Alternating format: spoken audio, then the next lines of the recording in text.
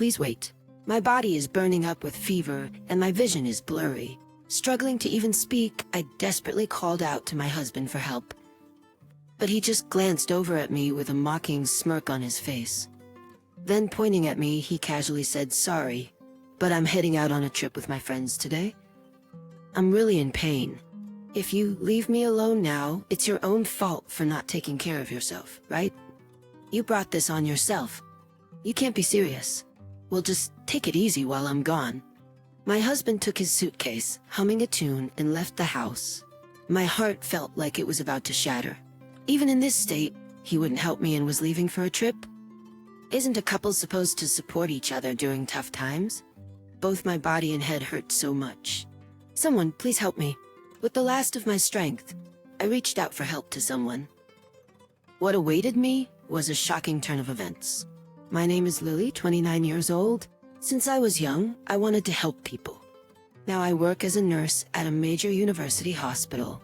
Nurses can't perform surgeries like doctors, nor can they diagnose illnesses. What they can do is truly limited, but a hospital couldn't function without nurses.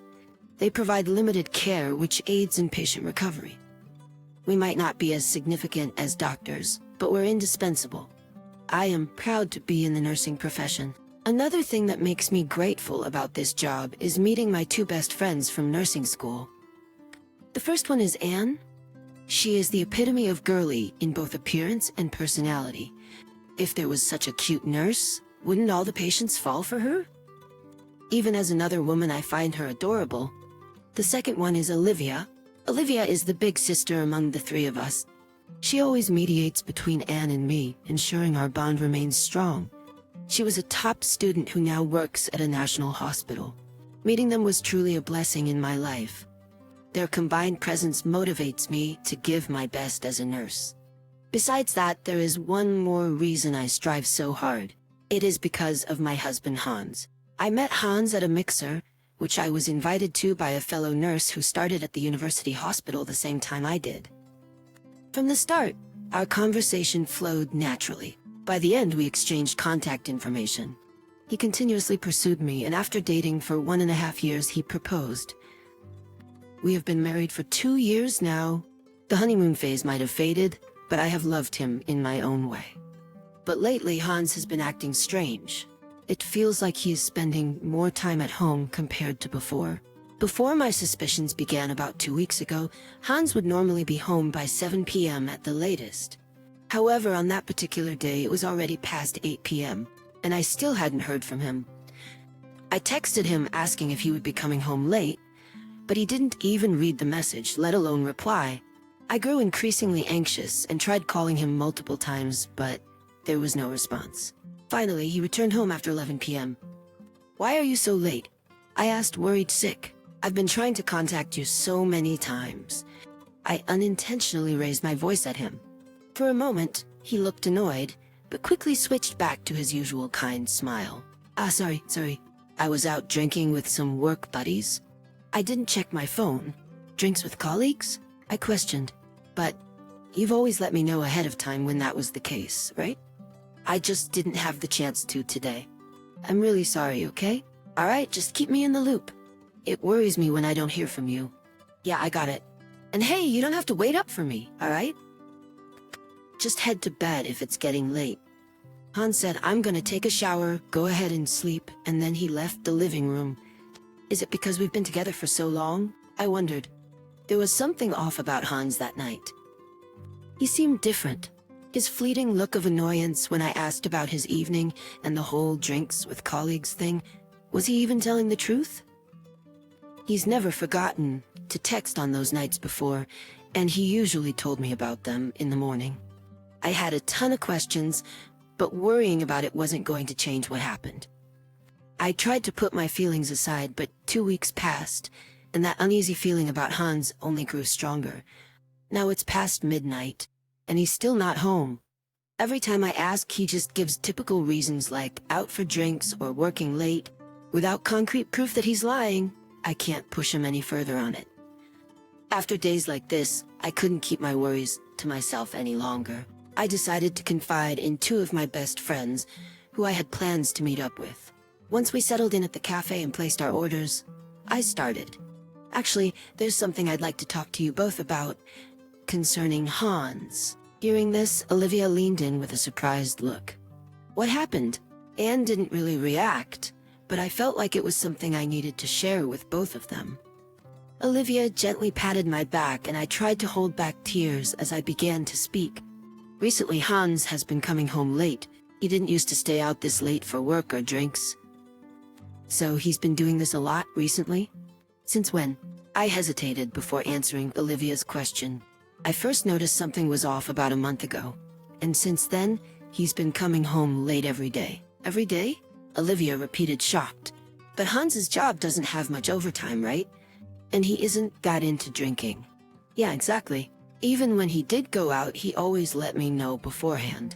Even when he did go out for drinks, he was never thrilled about it, and always came home early. Hearing my story, Olivia seemed lost in thought. On the other hand, Anne casually remarked, Lily, aren't you overthinking it a bit? Overthinking? Look, Hans is juggling work and home life. Maybe he's just stressed out. It happens, right?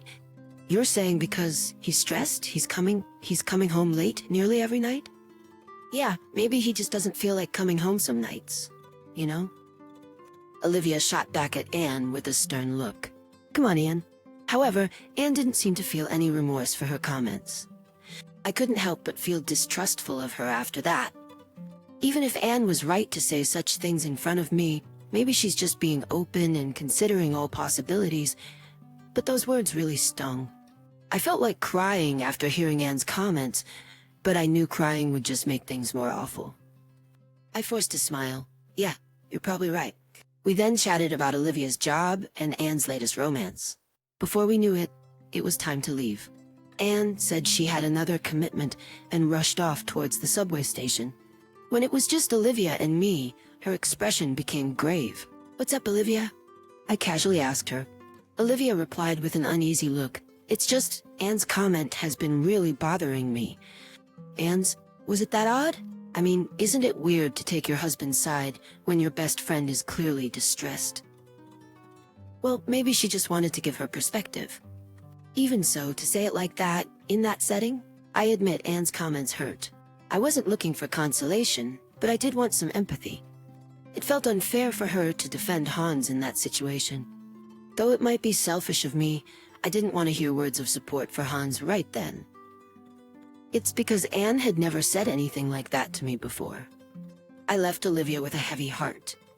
On my way home, I got caught in a sudden downpour and ended up getting drenched.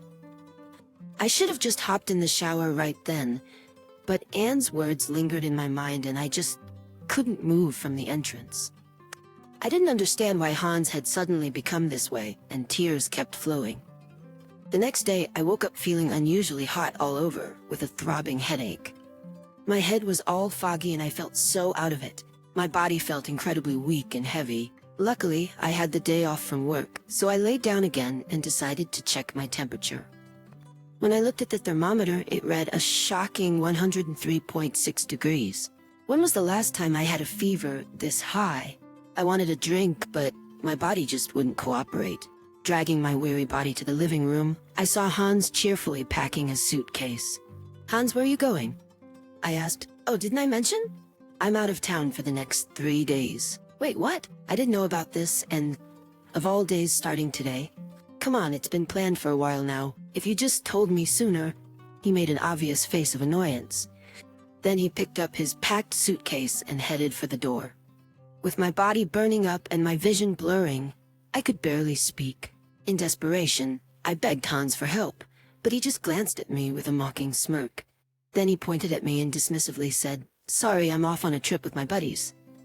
I really can't be left alone right now. If you can't take care of yourself, that's on you.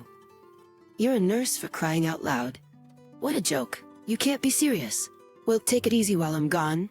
Hans, suitcase in hand, cheerfully whistled his way out of the house. I felt as if my heart was on the verge of breaking. How could he leave on a trip while his wife is in such a state? Is a marriage about supporting each other in times like this?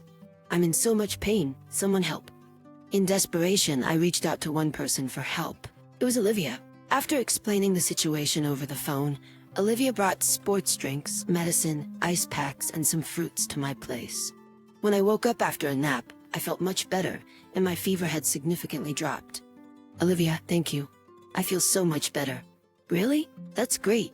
Actually, I have something to tell you. What is it? Well, it's not the best timing, but I think Anne might be having an affair with your husband. What? Olivia showed me a picture. Clearly captured was my husband Hans leaving the house earlier, and Anne, both smiling with suitcases in tow. What is this? I had a hunch something was off when we all met at the cafe the other day. Then on my way here today I saw them, so that's why she was defending him. I think so. I called Hans's workplace, and sure enough he had taken 3 days off. In an instant my anxiety turned to fury. He left me in this state to go on a trip with his mistress. And she's my best friend? What nerve do they have? This is unforgivable. I'll get my revenge. For now I decided to rest and recover. Olivia, worried about leaving me alone, stayed the night. The next day something unexpected happened. While discussing future plans with Olivia, my phone rang. It was from Anne. After a nod from Olivia, I answered Anne's call. She began with a weak and somber voice. Lily's husband. He passed away. What? What are you talking about? So you're saying Hans, your husband, is gone? Didn't you hear me? Get to the hospital now. Anne abruptly hung up the phone. Anne promptly sent over the hospital's address. Olivia and I rushed to the hospital. In the waiting room, we saw Anne slumped in a chair looking defeated. Leaving her with Olivia, I quickly headed to see him. When I mentioned I was his wife, they oddly led me to a regular room. Where's my husband? Responding to my question, the nurse opened the door. There he was, wrapped head to toe in bandages. Upon seeing me, Hans's face turned ghostly pale. I called Olivia, and she came to the room with Anne. Seeing his condition, Anne, with wide eyes, hoarsely whispered, "What happened?" Whether she got the details from Anne or not, Olivia explained the situation to me. Hans had been on a trip with Anne. He ignored a traffic signal light in front of her and got into an accident. He didn't move a muscle, and even during the ambulance ride, he was unconscious. Anne mistakenly thought he had passed away. If Hans had actually died, their affair would have inevitably been exposed.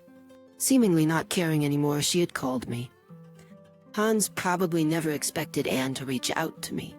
With his pale face in front of me, I firmly said, "An accident during a secret getaway? There truly must be a higher power watching. You got what you deserved. But aren't you lucky to be alive? From now on, you'll be known as the guy who got divorced because he cheated. Do your best living with that reputation, okay? Wait, divorce? You're kidding, right? Excuse me? You think I'm joking about this? You ignored me while I was seriously ill to have an affair with my best friend. How do you expect me to forgive that? Just so you know, my mind is made up. I've prepared a special kind of hell for you and Anne. Be ready for it." I left the room without looking back. I could hear Hans calling out to me and Anne's cries, but I ignored them. Later, when I got home and checked his tablet, I found a ton of evidence of the affair. I took that evidence to a lawyer and initiated divorce proceedings, also demanding compensation for emotional distress. Given the ample evidence, the divorce was finalized quickly. Furthermore, I managed to claim a significant amount in damages from both of them. Hans was never good at saving, and apparently he had been splurging on Anne quite a bit. Unknown to Olivia and me, Anne had quit her job and had recently been using relationships with men to make a living. Hans was one of her targets. She had to go into debt to pay the compensation. After a lot of arguing, she and Hans easily broke up. Being betrayed by both my husband and best friend was a shock. Now I feel relieved to have ended those relationships. Or rather, I have to feel that way to keep going. But I still have my dear friend, Olivia. Once everything settled down, Olivia smiled kindly at me. "Lily, you really held your own. Good job." "No, not really. It's all thanks to you." "What are you saying?" "Psst. Always here for each other, right? Lean on me anytime." "Anytime. Thank you. I'm so glad to have you. It's not just family or partners that matter in life. Friends who understand and support me also enrich my life. If anything happens to her in the future, it's my turn to be there. I want to live my life to the fullest, hoping one day I can repay her kindness. Thank you for watching the video all the way to the end. If you resonated with the content, please leave a positive rating and a comment.